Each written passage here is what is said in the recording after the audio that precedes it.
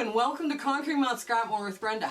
I'm Brenda, and today we're going to show you Dresdens, but we're going to change this case study to the more traditional case studies we've been doing in the past, where we're going to look at elongation when you do your Dresden plates. Now, the Dresden plates normally come around, they're just round, right? Or they're round with spikes, or they're round with double spikes, like a spike on the outside and a spike on the inside. We're going to see what it looks like when we elongate some of them. So this will be a lot of fun, so I hope you enjoy this. Now, one person I want you to check out on YouTube, and her channel does a lot of things that are a lot of fun. And I enjoy watching her stuff, and it's Schmidt. Now, I'm going to put a link to her channel in the show notes below, and just you guys go check her out and see what she's starting, and she's trying to build her little channel, and she's a lot of fun. She's charming. Anyway, so come on in, let's get to the sewing. Okay, we're at the sewing machine here, and what we're going to do is we're going to do the same double pointed blades. Now, one of the things that when you're setting it up, you're matching up that outer edge first, and then you're sewing towards the fold, right? But you got to match it this way and this way to get that perfect little point. So, and of course I pressed it, and I pressed it down with my finger, and it just went wobbly all of a sudden. So again, make sure. Now we did these in different sizes, and I'll give you the sizes in the show notes. There's also a Facebook group now that we have. So if you do Facebook, they're going to be advertising. The question of as we're filming this is what sew date do we want? And there. And then you just fold this over, right sides together on that fold, perfect little squared up, the best you can. There we go. Now, Dresdens can be very addicting, I find. There. So now you just leave them all chained up, and then you fold over and you sew towards the fold.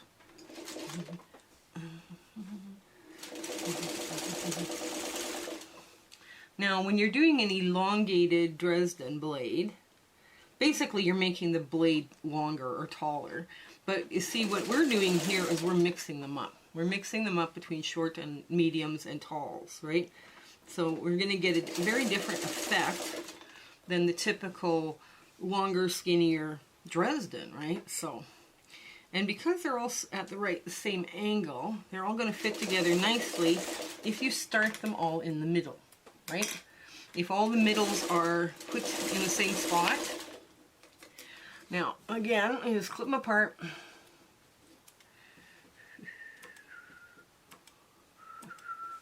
Now, when I'm clipping that corner, I don't go in at 45, I go in a little steeper to make my 1/8, and that just removes a little more bulk out of that corner. There. And you flip it over and you do the same to the other side, and again, not at a 45, but just a little bit steeper angle, and you only want to leave 1/8 in the up against the seam, right? So just like that. Okay, I hope you can see that. Okay, and I'll pick up all the little bits and throw them in my bag, because my husband comes in here and he complains that there's so much string on the floor. Well, it's a sewing room. So now I just finger press these open very quick and grab my trusty knitting needle, and there we go. Now, the knitting needle is to get them to point a bit better. Now, I got my little square. Here, I'll show you what I'm talking about. This square goes in like so. And you want that to line up just nice. So you get a nice sharp 45 or 90 degree angle. Sorry, I keep calling it 45, but it's 90. It's a 90 degree angle.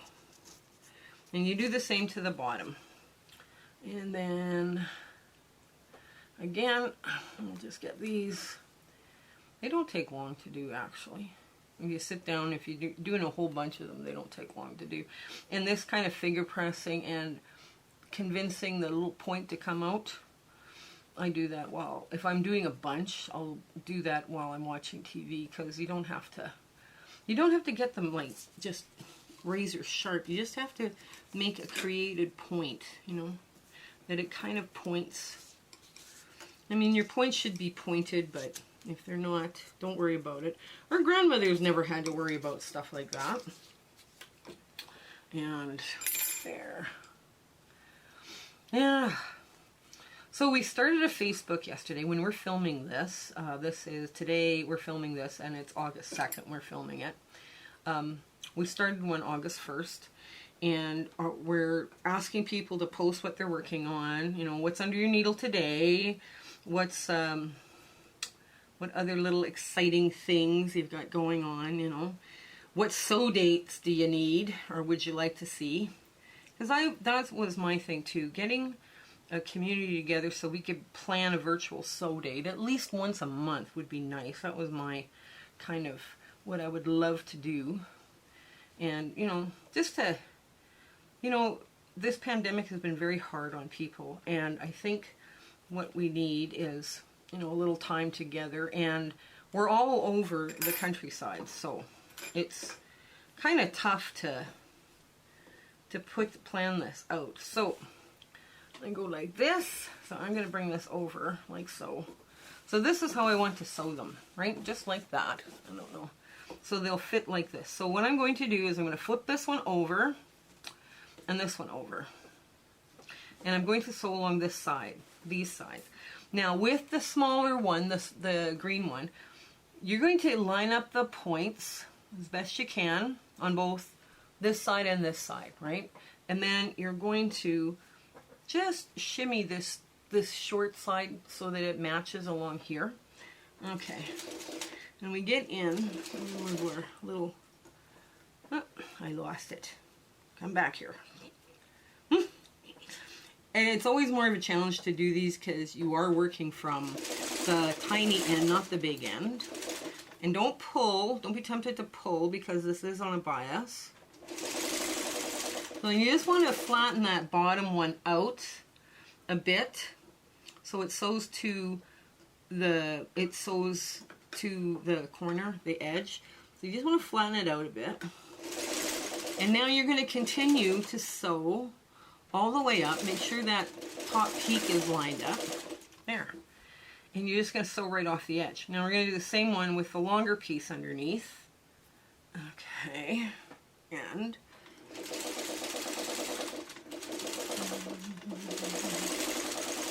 this one's usually easier to see because you can and sew right up through just like that. You know, take your time. Don't pull. Don't be thinking you can do this by rushing. That's probably not going to work out. Okay. So you want to trim off these little string bits. Now, what I have done is I have finger pressed these. I don't know. Finger press them open.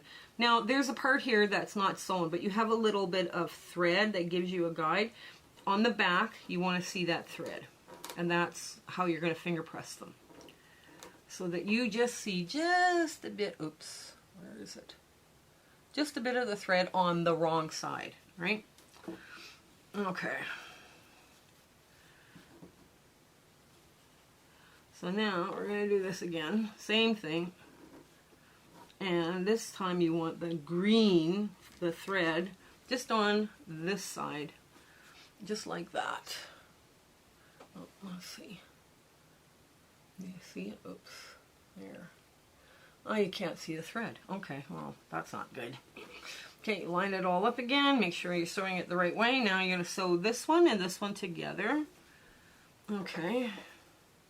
And you're lining it up so that this angle here, the short bit angle matches and this side bit matches. And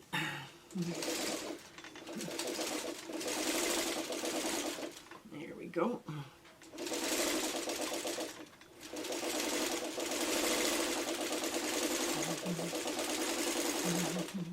And I ran out of bobbin. Oh no. That's okay. That's okay. I was bound to run out of bobbin sometime today. You can't have the magical fairy bobbins all the time. Sometimes they just have to give out. Well, I should put green in. Let me put a green in. Since we're working with greens.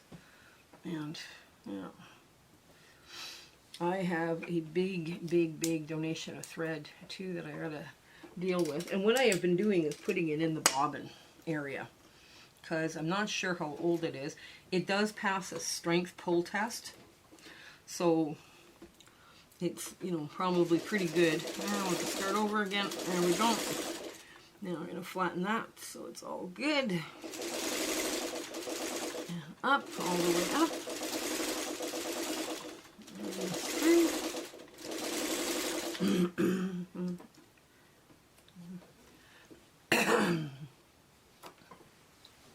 There we go. And finger press that open now, so you can see where the thread is on this side.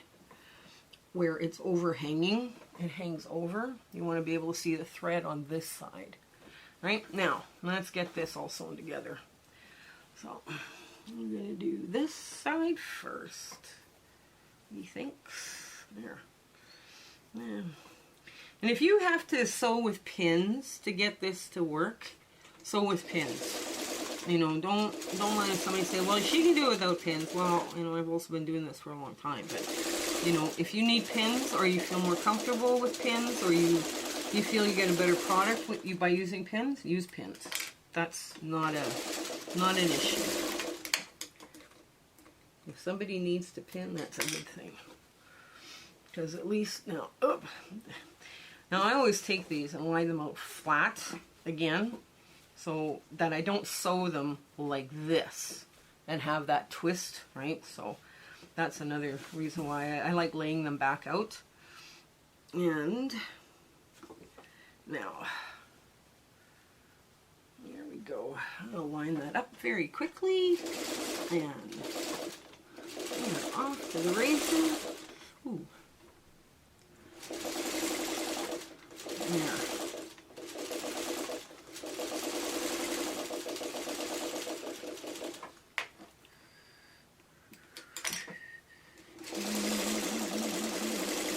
Okay. Now we're just going to finger press those two seams open, and then we'll start sewing this on. Now, when you're going around this, I always think this is a good idea to stop and iron, because you want these ends that are not sewn to lay flat in your quilt, right? And on your block.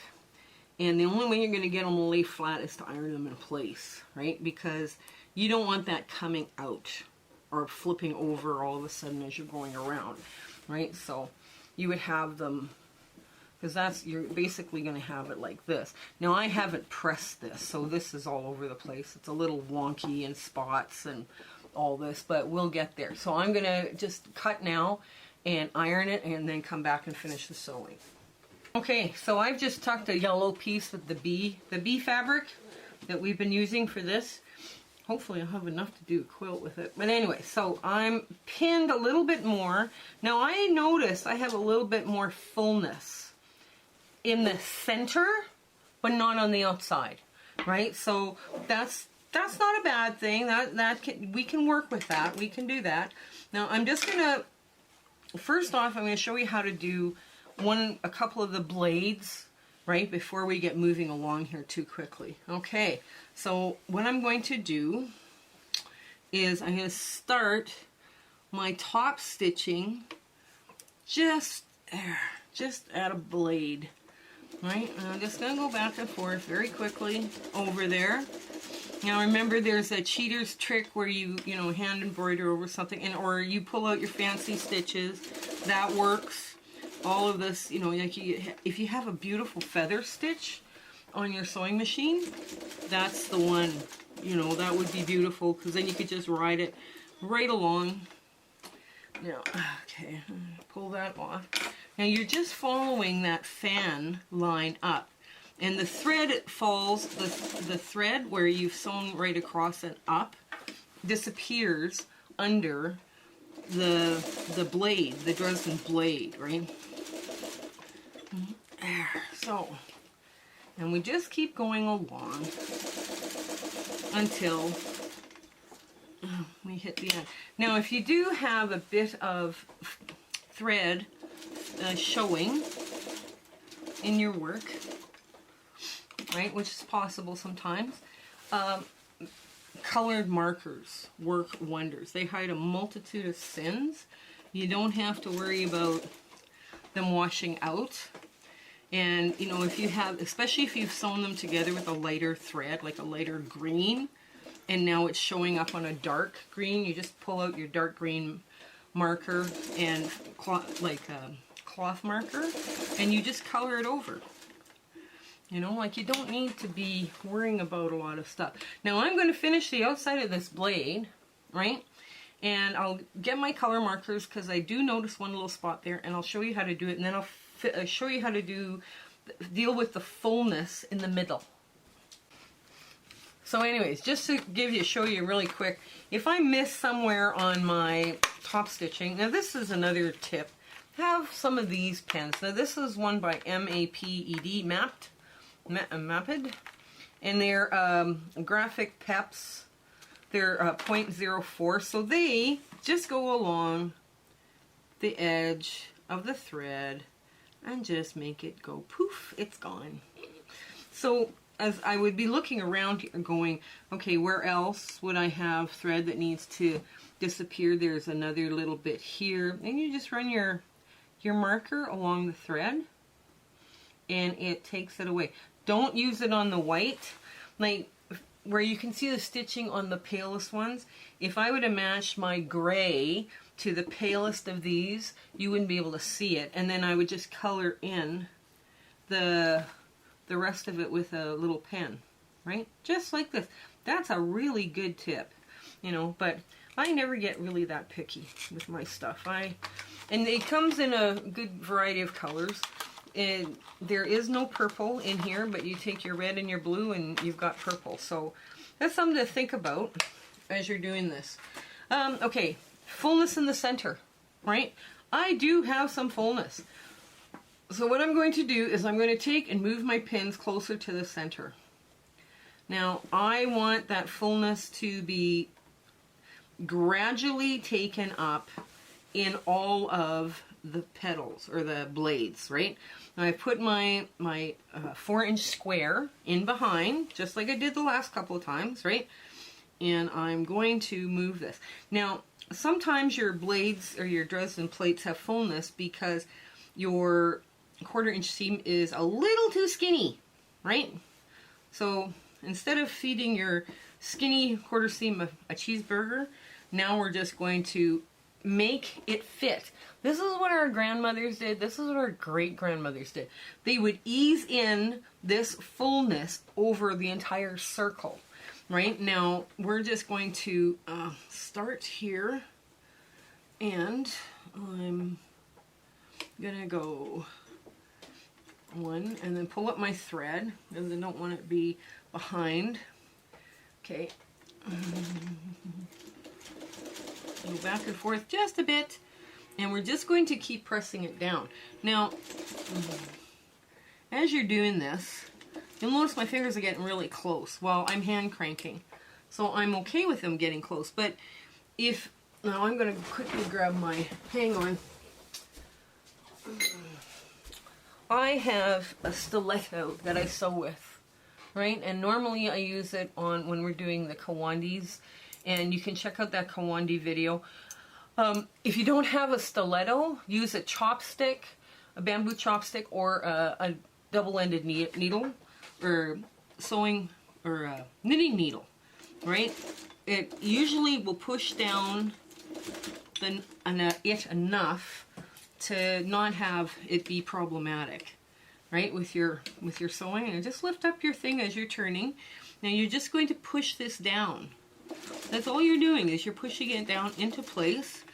by the time you get to the quilting and everything that you got to do on this, now, by the time you get to finish the quilting, this little bit of puffiness will quilt out.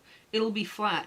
And if it's not going to be flat because it's just being difficult, you could always stuff it from behind. Make a little stitch, and it's called trapunto. That's probably why trapunto was invented, actually. Is because somebody decided they couldn't get their Dresden plate flat enough. So, but yeah, that's probably, it's just one of those things you can do. You make it work. You just got to make it work, right? And if you're in a crunch for this, I did make a few of my blades. The other option, of course, is to make sure that when you lay your blades down, that any skinny seams are removed. That's the other thing you could do as well. Instead of doing this, you could just, okay, well, you know, everybody has a bad block, and, you know, it's kind of, it's okay to have a block that doesn't work, not just perfect. You know, you're learning. And like I say, this is not got to do with cutting. This has got to do with the seam being a little too thin. Okay, I'm just going to hold this down, and we're just going to finish going around here. And we put all our pins. Now you could pin every blade too if you wanted to, and then it would help. It would be a little easier to ease in, but it does work.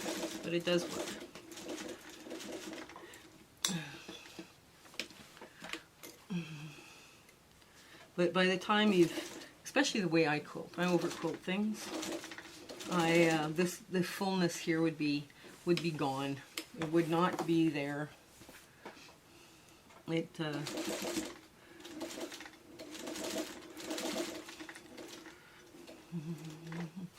I would put little loops up and around, and, you know, curly cues and all this stuff, right? By the time you finish with all that quilting that I would be doing on this, you know, now it's not fullness I'm worrying about.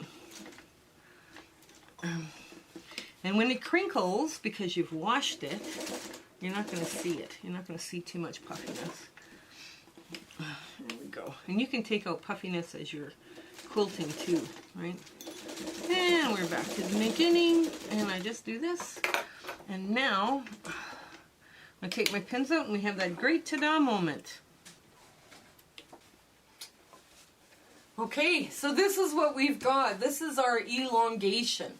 Now, you get this effect when the dark is cut at 6, the mediums, or the lights, are cut at 5, and the mediums are cut at 4. And I'll put all those things in the description notes below so you can see them. I'll also put in these mapped pens, so if any of you need them or would like to purchase them, or there's other options out there too, but I find these don't wash out and they last quite a long time before you have to draw over the thread again. So let us know what you think about this fun little case study. I haven't decided what size the blocks are going to be yet, but I could have some fun with these if I just leave them like this. So let us know. I hope you have an absolute fabulous week. Wait! There's more. We opened a Facebook group, so if you haven't joined, please do. Please do. It's we're trying to build a community there where we share what we're working on, and we're also looking at trying to get a virtual sew date, one virtual sew date a month from Zoom, where all of the subscribers from this channel are welcome, and the subscribers to the Facebook group. So we'll be advertising in 2 places, so it should be a lot of fun to meet new people, and you know, from all over different places. So anyways, you have an absolutely fabulous week. Okay, we'll talk to you later. Bye.